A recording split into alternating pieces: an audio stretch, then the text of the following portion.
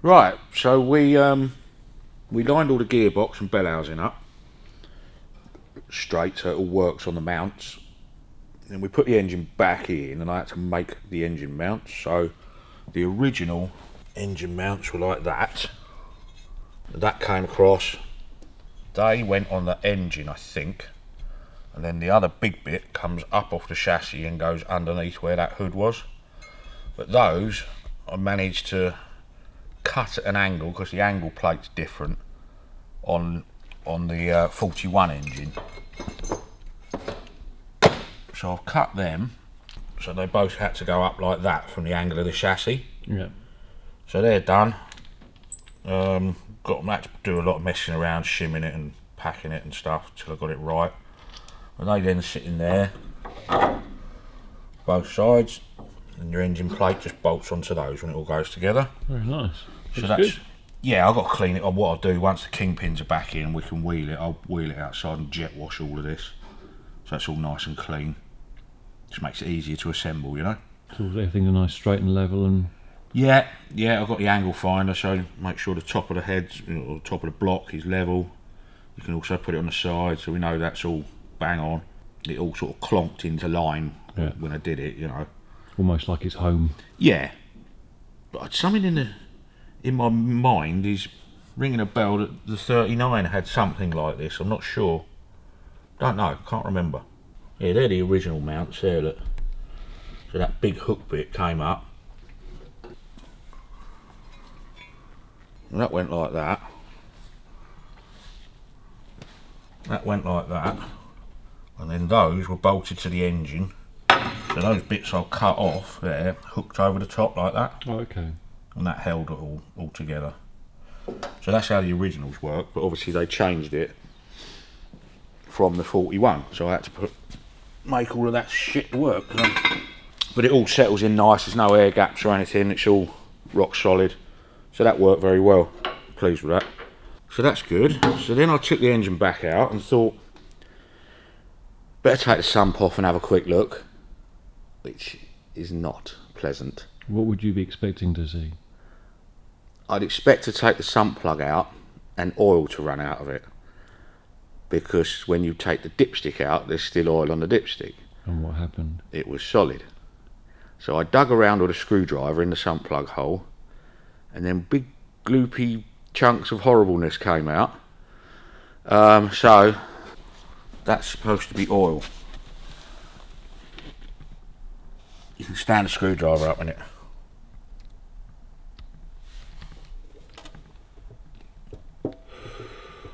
So if you'd have tried to start that, you'd have had a very, very big mess.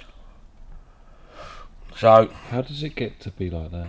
I would think, it's been sitting for 20 odd years apparently, I would think it's had water in it, or whatever they've filled it up with. It's kind of red, so I'm guessing it might be automatic transmission fluid. They probably just put something in it to keep it lubed, you know. That's a good half an inch thick. And that's just in the bottom, is it? Yeah. So all we've done is turn it over by hand, so that would never suck up into the oil pump. But obviously you've got to completely strip the oil pump and rebuild it. Clean all the crap out the sump. Nice, isn't it? Not pretty. It's not pretty. So on the engine side of it, you know when I said when we took the side chest off, oh, it doesn't look too bad, it hasn't done Starship miles. Yeah. Somebody's clearly cleaned it out, because that side chest would be like this. Now, you can run an engine up with flushing oil in it, but all that's doing is trying to dissolve this stuff, and all that'll do is go around the engine. Yeah. So realistically, there's no point. Personally, if it was mine, I'll have to talk to Ian. I'd strip it, because all of these bearings are what you call white metal. So you don't have a bearing shell, it's cast into it. So the metal is cast to the conrod, okay, and cast to your main bearing caps. Then it's machined out, but they're all on shims. That's what you call a pal nut, a lock nut.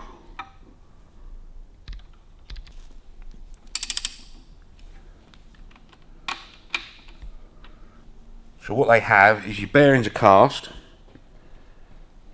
and you have like probably half a thou brass shims in here. Okay. So I've plastic gauged this one. It came up at about 2.5 thou. Realistically, you don't want anything more than 2 thou when you use your plastic gauge. Right, so the bearings are actually look like they're in quite good condition.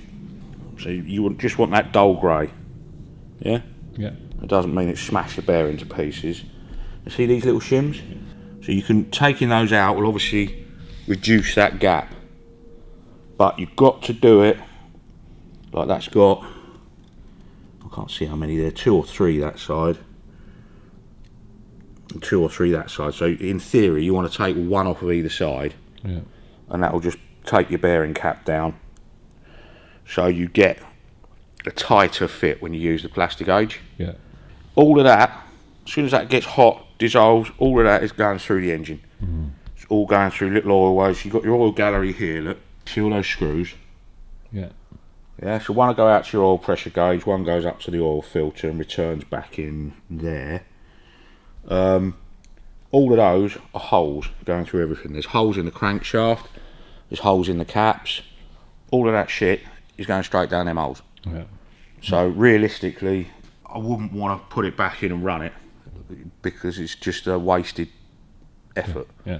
You know, for the sake of, we've got the gasket set coming, it'll be a lot of cleaning, but I wouldn't want a chance running that up. No. It's just not worth it. In theory, all of that will dissolve back into the oil and it would possibly be alright, but I really wouldn't chance it. There's so much shit in there. You know, that's not a little bit of build up, look.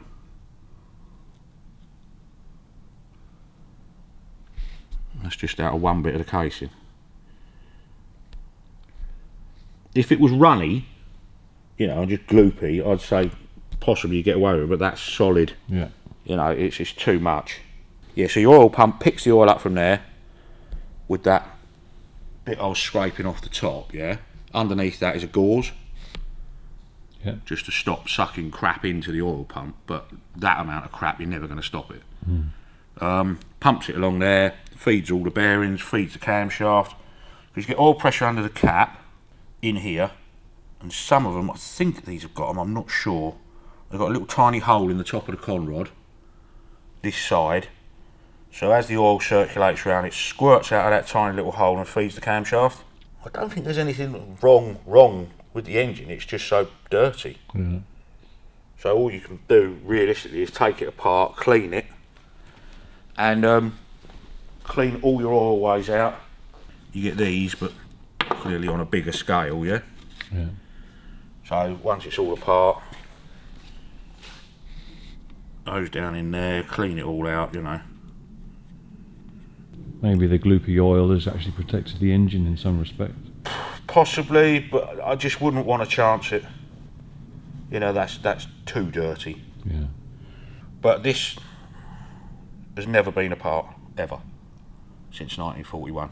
They're the original tab marks. Yeah, but you paint tabs at different grades on the piston sizing, because these come in like,